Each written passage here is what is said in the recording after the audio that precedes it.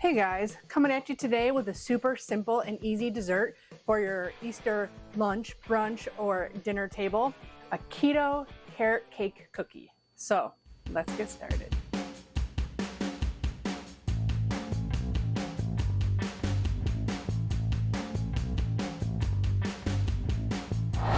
Hey everyone, welcome back.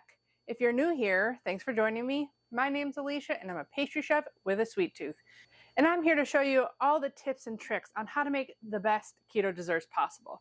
So if you enjoy these recipes, please hit the subscribe button down there, give the video a thumbs up, leave me a comment, and share with all your friends and family. It all helps my channel grow and to bring you new keto desserts every Saturday. Okay, like I said, super simple dessert. Not as involved as doing like a carrot cake or something like that, but has all the elements of a carrot cake in a cookie. So I derived this recipe from my keto coconut flour chocolate chip recipe, my soft and chewy cookie. I'm gonna be honest, and I don't really remember exactly why I did what I did when I figured out this recipe, because it was a year ago and I had major baby brain still. The van was only a couple months old and I just never had a chance to even shoot a video for it because I had a lot of backed up material that I had to edit and put out. So bringing it to you today, but I'll try to explain why I think I did what I did. It starts out the exact same way as my chocolate chip cookie recipe. 2 sticks of very soft butter. I use salted butter just to make it so I don't have to worry about adding salt all the time and having 2 different kinds of butters. I also went off another carrot cake cookie recipe, like a regular one. So I think that's kind of where I got my ratios from also. There's twice as much sweetener in this cookie as in my chocolate chip cookie recipe. I think I did that for a couple of reasons. One, the carrot cake cookie recipe, which is what I followed, like the regular one, had that much sugar in it. Second, we're not putting chocolate chips in here. We're putting nuts and carrots, so those aren't sweet. So I think I was like, yeah, we can add a little bit more sugar or sweetener. But I did just try it, and it is way sweeter than my chocolate chip cookie recipe. So if you're not a big sweet person, I would cut this back a little bit. It tasted good to me, but it definitely is way different than my chocolate chip cookie recipe. I literally just baked both of them and I tried them side by side. So you can do anywhere from a half cup to a cup. I'm just gonna stick with a cup because that's what I did this morning. And a lot of my customers that I'm gonna be seeing for Easter aren't necessarily keto. It's always safer for me to go on the sweeter side of things because either they're just starting keto or they haven't been doing it like religiously for years. They tend to like things sweeter than not. I'm going to do a half cup of each, which is 96 grams. That's a 1-for-1 sweetener. So usually 1-for-1 sweeteners are erythritol based. There are some that are like allulose monkfruit, which are a 1-for-1, but allulose makes things soft. So your cookie will not bake completely if you use all allulose monk fruit. Well, I hate when recipes say any 1-for-1 keto sweetener, but even I didn't know that back in the day. I thought I was using monk fruit sweetener because it says monk fruit big on the package, but it's erythritol with monk fruit. Because monk fruit is super sweet on its own. So 192 total, or 1 cup. Oh, and just like my chocolate chip cookie recipe, you want to whip this for at least 8 minutes. You want it super light and fluffy. That cools down on the erythritol cooling effect and gives you a less grainy, more uniform cookie. Because our keto sweeteners don't dissolve as easily as regular sugar does. I usually do that on speed like 8. I have it a little bit lower because I want to be able to talk over the mixer. And we got to get our dry ingredients ready to go for the cookie. And this is what you do when that's whipping. You get all the rest of your ingredients ready to go. So the other thing I changed in this recipe was I doubled the whey protein powder. I think it was because I was making up for the moisture in the carrots. I just wanted an extra insurance policy that the dough wasn't too wet. So 2 scoops of unflavored whey protein, or 58 grams. And I did the same amount as my chocolate chip cookie for the coconut flour, which is 42 grams, or 1/4 cup plus 2 tablespoons.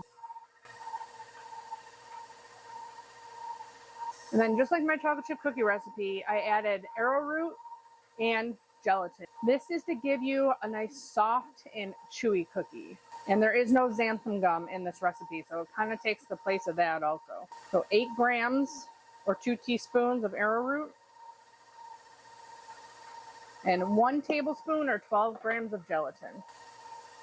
Definitely stop and scrape down your mixer several times in the 8 to 10 minutes you're whipping your ingredients. And let you in on a little secret that I found out too.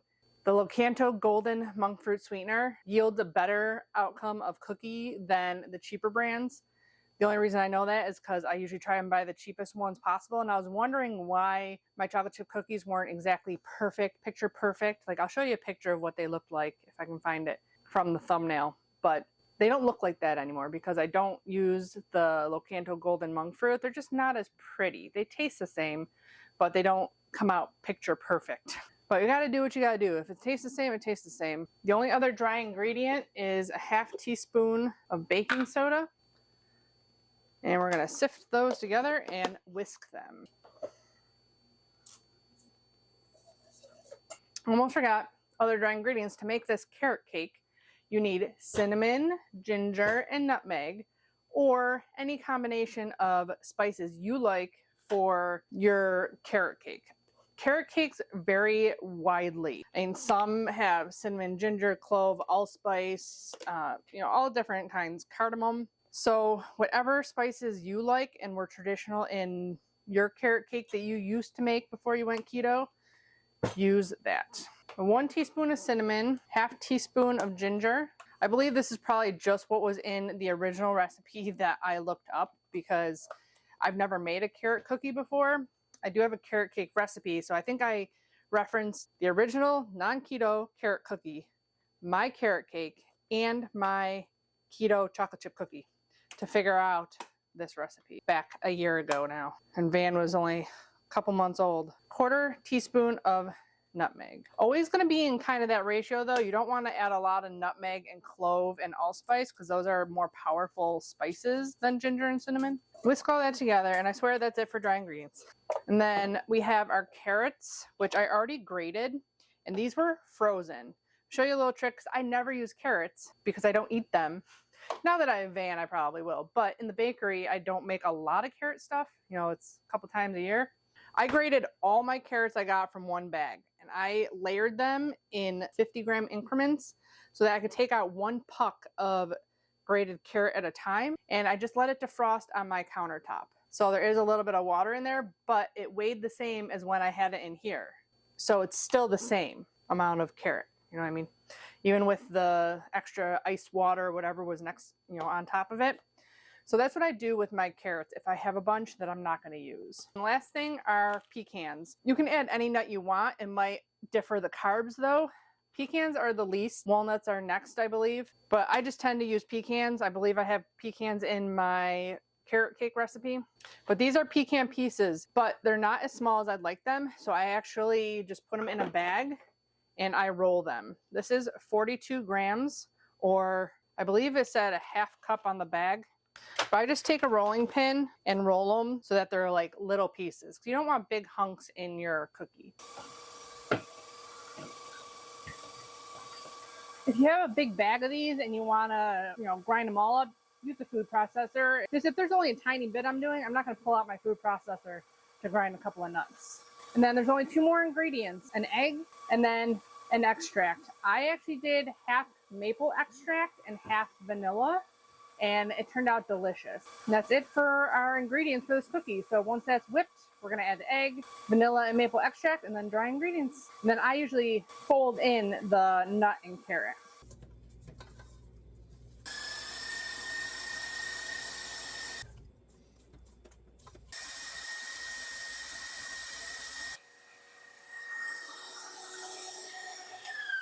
This is how you want it. Super light and fluffy. You can see this is what it was before, if not a little bit darker than that. So you want it like almost white. And if you have Locanto, it'll be even less grainy. I think that's the reason that the Locanto ones come out better, because they're just maybe a finer grain, or the way they process it is better than the cheaper ones. Maybe that's why it's more expensive. But I think the sugar or sweetener dissolves a little bit better with the Locanto Golden Monkfruit Erythritol blend than with this one. I think is Duralife. I think that's why we get a better outcome. So I'm just going to add all the rest of the ingredients, and then we're going to scoop it and chill it.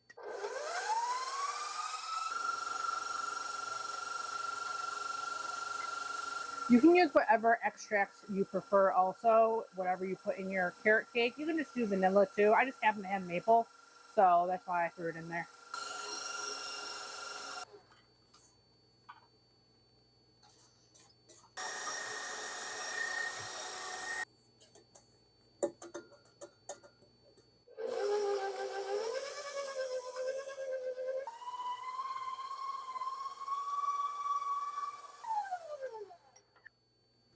With the extra protein powder, this cookie recipe is a little bit stiffer, the dough, but you still want to chill this. So you don't have to preheat your oven until we scoop and chill. Make sure all your butter is incorporated really well. If you have a pocket of butter, that cookie will just go. So add in your pecans or whatever nut you're using and all your carrots. If you have a lot of carrots, I just did mine on a box grater. But if you have a lot of carrots, you can use your food processor with the shredder blade. Just give a good mix. I like to mix the carrots by hand because the carrots tend to get stuck in the whisk. Okay, now we're gonna scoop it all. This is what I like to do for cookies. I think it's faster and easier than doing one tray at a time. I scoop them all into one tray and then have another tray ready to go, and I'll pull them out and place them on my tray to bake. So I'm gonna scoop all these guys onto one sheet pan. And because I sell my stuff, I weigh them out at 1 ounce each. I use my middle silver one. I'll have the link down below for these guys. It's a little bit more than the scoop is 1 ounce or 28 grams. So I usually mound it up a little bit. These are different than the chocolate chip. The chocolate chip, I don't have to mound quite as much. So I try to get between 27 and 29. All depends how much nut is in your scoop, because nuts weigh more than anything else in this batter. And before I put them in the fridge, I'm going to do a little smush down on them like that.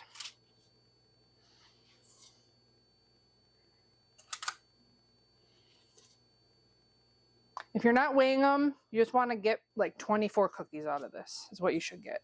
This is, I believe, a 2 tablespoon measuring spoon. You can make them however big or small you want. That's just going to change how much the macros are per cookie, which these are, if you do an ounce, they're 1 gram of carbs.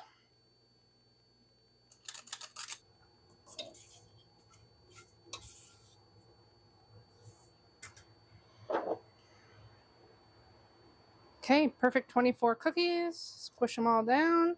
We're going to chill them for about 20 minutes. So that's just enough time to get your oven preheated to 350 degrees. Once they're like this, you can also freeze them. Just thaw them overnight on a sheet tray in your refrigerator, or once you put your oven on, put them on a sheet tray from the freezer and let them defrost a little while. You might want to lower the temp and go a little bit longer though, just because they're going to be colder probably inside. And you don't want them to like burn on the outside and be raw in the middle. So you just got to keep that in mind when you're baking from frozen. We'll be back when it's time to pop these into the oven. Okay, got a little sidetracked. It's been about 30 minutes, so we're going to get some of these cookies into the oven. So these are our cookies here. I'm going to transfer them. I did 12, and it was actually too many, so we're only going to do 2, 4, 6, 7, 8, 9, 10. They do spread quite a bit. And we're going to put them in. It all depends on how long you refrigerated them, how long they're going to take. We're going to start with 5, turn them, and then it's either 5 to 7 more minutes.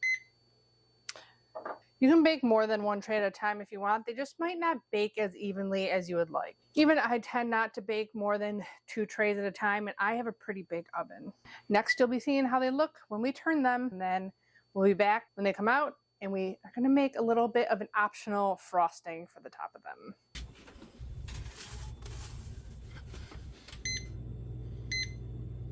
Okay, I set it for 1 more minute. So that was 6 minutes plus 5. So 11 minutes total. We gotta let these cool, and we're gonna make our little drizzle frosting for the top. So I have 90 grams of a powdered monk fruit erythritol blend here. You can use any powdered sweetener you want. That's a 1-for-1 with regular sugar. You can also use bocha sweet, which is the other keto sweetener that has no cooling effect. It is pretty pricey though. You can also make any frosting you like. If you want to do like an actual cream cheese frosting, you can make that. You can do a keto cream cheese frosting. I'll link up here my latest video. I still have not perfected cream cheese frosting. It's a little finicky. I've had it break on me before in videos, so it's not the easiest, but it is doable for keto. And you can also make this frosting any flavor you'd like. You can make a maple frosting, you can make a cinnamon frosting, whatever you'd like. I think I'm going to do a cinnamon frosting. So I'm going to do a half teaspoon of cinnamon in here. The 90 grams of powdered sweetener, I don't know if I'm going to need that much. I have 3 batches of these cookies, so I need a little bit more than you. But this is a really simple icing to make, so just make less if you don't want to have extra. And if you need extra, you can make a little bit more. It's not that hard because it's literally 2 ingredients. Just powdered sweetener and an alternative milk of choice. I use the So Delicious unsweetened coconut milk. I've used the unsweetened cashew, almond, macadamia nut milk. You can use oat, flax, whatever you like. And it's just a couple of teaspoons. You just add a little bit at a time. That was a little splash. It's nothing, like it's not together. Do another little splash and it's probably going to be too much. So I always end up doing that. That was good, I think. I'm going to add a little splash of vanilla to this, but optional. So we're just going to put this into a piping bag, and when we're ready to pipe, we'll cut the tip on it and frost our cookies.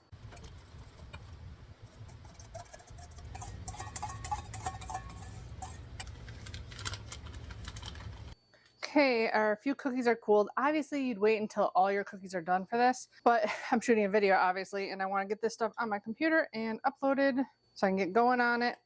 I'll be back downstairs baking in a little bit. You can do your frosting however you want. If you want to cover the entire top with frosting, I would definitely cut the sweetener down in your recipe if you want to cover the whole thing in this kind of frosting. Cream cheese frosting is a little bit less sweet and you can kind of control the sweetness. This is all sweet, so you definitely want to cut down the sugar or sweetener in your cookie if you're doing a big layer of this on top. But I'm just going to do zigzags, which I did not cut enough. Use any kind of piping bag you like. Even a Ziploc bag will work. I thought I would try to put some sprinkles on it. We'll see what happens. To make it a little bit more festive. And I'm not doing them all right now, so that's what I'm going to do to keep my frosting from spilling out. Looks like the frosting is already hardening, so I don't think this is going to work. Hopefully I'll get some better pictures of these with the final product that I get. That is our carrot cookie. Now we gotta try one. Of course, I'm gonna take the ugliest one. The rest I can hopefully sell. Carrot cookie. They're super like crispy around the edges.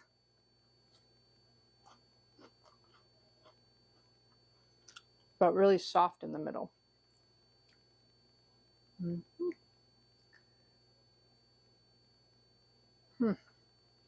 They are delicious. It tastes like a little carrot cake, but in a little crispy form. I like the edges nice and crispy like that. And then the center's nice and soft. Soft and fluffy in the middle. If you want a more crispy cookie, I'd bake it for lower and for a longer amount of time. Get it to all crisp up kind of evenly instead of just around the edges. You might want to try a little bit of egg white protein instead of the whey. Might make it crisp a little bit more too. But the whey protein gives it a little bit of fluffiness, and it's the sweetener that is around the edges that makes it a little bit crispy. Cinnamony and sweet. Not super carrot forward, obviously, but the only way we can have anything carrot is if we only use it in moderation, because carrots obviously do have carbs in them. But I hope you guys enjoyed this keto carrot cake cookie recipe. Let me know in the comments below what you're deciding to make for your Easter brunch, lunch, or dinner. I'd love to know. Are you taking one of my recipes and altering it to make a different flavor? Let me know in the comments below. Don't forget to check out my Amazon links and the blog link to the full recipe in the description box below.